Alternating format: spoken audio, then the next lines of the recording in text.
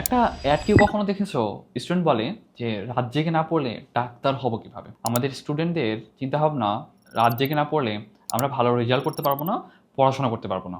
পড়াশোনার effectiveness depend করে তুমি কতটুকু ইফেক্টিভলি, কতটুকু মনোযোগের সাথে, কতটুকু ফোকাস ধরে রেখে পড়াশোনা করতে পারতেছো তার উপর।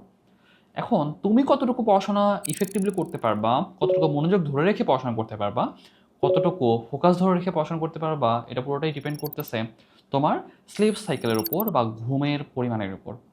ধরো তুমি সারা রাত জেগে পড়াশোনা করতেছো, কিন্তু সকালবেলায় 8টা বা 9টার দিকে তোমাকে কলেজের জন্য বা স্কুলের জন্য দৌড়াতে হচ্ছে। তার মানে তোমার কিন্তু রাতে কোনোভাবেই ফুললি কমপ্লিট ঘুম হয় নাই। ঘুম যদি তোমার কমপ্লিটলি না হয়ে থাকে, তুমি যদি একটানা 6 থেকে 8 ঘন্টা ঘুমাতে না পারো, তোমার ব্রেইন কোনোভাবেই স্ট্যাবল থাকবে না। তোমার ব্রেইন হ্যাফেজার্ড হয়ে যাবে, ডিস্ট্র্যাক্টেড হয়ে যাবে, তুমি কিন্তু ফোকাস ধরে রেখে পড়াশোনা করতে পারবে না। ঘুমের সময়ই সাধারণত আমরা সারাদিন যা পড়াশোনা করি সেগুলো কিন্তু অর্গানাইজ হয় বা স্টোর হয়। তার মানে তুমি সারাদিন যত পড়াশোনাই করো না কেন, তোমার ঘুম যদি ঠিকঠাক না হয়, কোনোভাবেই সেই পড়াগুলো কিন্তু ইন দি লং টার্ম মনে থাকবে না এবং তোমার ব্রেন কিন্তু প্রপারলি ফাংশন করবে না। পাশাপাশি তোমার কিন্তু কনসেন্ট্রেশন প্রবলেম হবে।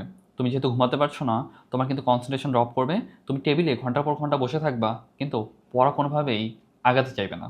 আমি বলছি না